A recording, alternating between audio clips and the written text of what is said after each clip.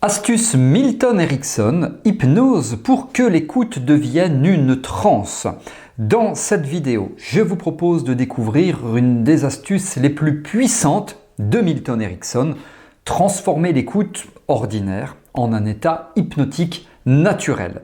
Je vais vous expliquer comment capter l'attention de vos consultants au point que leur esprit conscient se mette en retrait, sans induction formelle, simplement par le pouvoir du récit et de la voix. Vous allez comprendre pourquoi l'absorption attentive est déjà une transe et comment utiliser cette faille entre guillemets pour introduire des suggestions indirectes, des métaphores thérapeutiques et des changements durables sans jamais forcer le processus du contenu dans cette vidéo. Donc bonjour à toutes et à tous, bienvenue.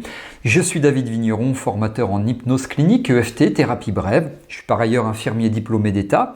Si vous souhaitez vous abonner à cette chaîne YouTube, cliquez sur le bouton s'abonner et activez la cloche de notification pour être informé lorsque je sors de nouvelles vidéos. C'est gratuit, c'est régulier, profitez-en. Allez, on y va. C'est parti, astuce Milton Erickson, hypnose pour que l'écoute devienne une transe. Alors l'écoute attentive, ce n'est pas une préparation à la transe. Elle est la transe elle-même. Ce n'est pas une métaphore, c'est une réalité qui est tout à fait observable. Quand vos consultants sont captivés, par exemple, par une histoire, absorbés par un récit, leur attention se fixe, leur respiration ralentit, s'approfondit, leurs mouvements ralentissent. Leurs yeux se fixent sur vous, non pas avec effort, mais avec une concentration qui est tout à fait naturelle. Alors ce moment, il n'est pas neutre. Il marque l'entrée dans un état modifié de conscience. Milton Erickson ne cherchait jamais à induire la transe comme un acte distinct, il la reconnaissait.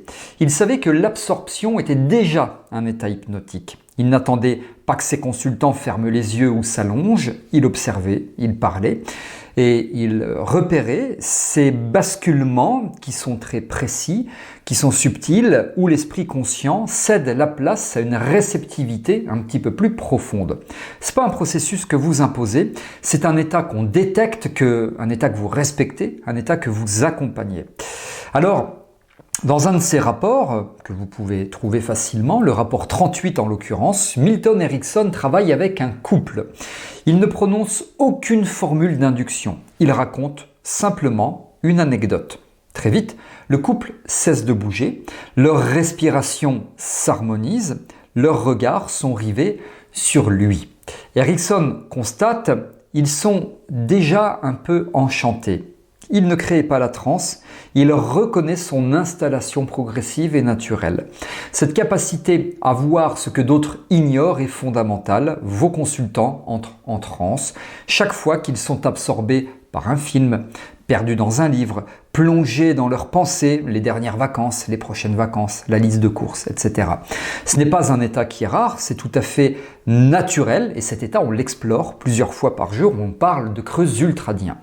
C'est un état, je mets des guillemets, un état banal, quotidien, que vous pouvez donc utiliser et vous n'avez pas besoin de le provoquer. Il suffit de le capter. C'est l'hypnose ericksonienne. L'attention focalisée est un état d'hypnose spontanée. Votre voix, votre récit, votre présence deviennent alors des vecteurs de suggestion. Vous n'avez plus besoin de dire « vous êtes en transe » et c'est à ce moment précis que chaque mot, chaque pause, chaque intonation, les saupoudrages, eh bien tout ça prend une portée accrue. Le récit n'est pas un divertissement. Le récit, c'est un outil thérapeutique extrêmement puissant. Milton Erickson utilisait volontiers, régulièrement, des histoires apparemment anodines. Un fermier marchant dans la neige, un enfant trouvant un oiseau blessé, un homme changeant une habitude alimentaire, etc. Ces récits n'avaient pas pour but d'expliquer, mais de capter. Leur contenu, souvent étrange ou familier, servait à désorienter doucement l'esprit conscient. Le consultant écoutait, intrigué, parfois amusé, parfois perplexe, sans comprendre immédiatement le lien avec son problème. Et c'était précisément le but. L'inconscient ne fonctionne pas comme le conscient, il ne cherche pas la logique linéaire, il capte les images, les émotions, les structures profondes. Une histoire bien racontée devient un véhicule de changement. Elle contourne la résistance, elle glisse sous le radar de la critique et elle permet à l'inconscient de s'emparer du processus. Ce n'est pas le sens explicite du récit qui agit, mais sa structure implicite.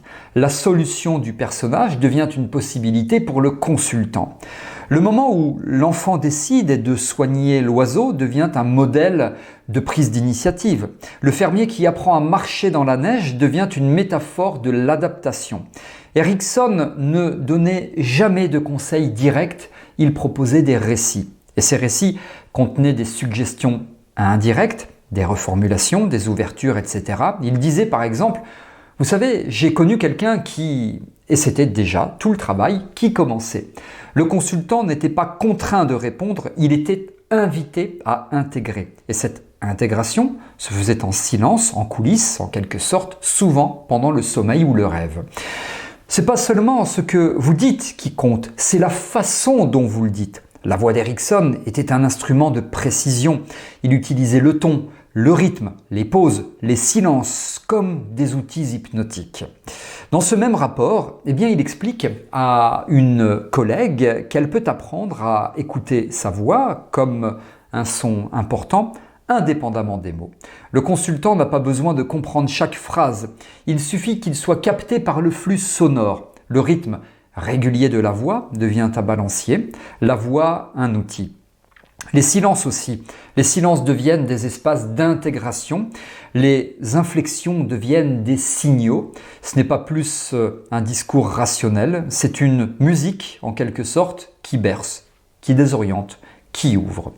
L'inconscient écoute autrement. Il capte les variations, les nuances, les émotions sous-jacentes. Un simple changement de ton peut renforcer une suggestion. Une pause peut amplifier une idée. Une voix basse, lente, régulière peut induire un état de profonde réceptivité. Et tout cela fonctionne même si le consultant ne suit pas le sens des mots.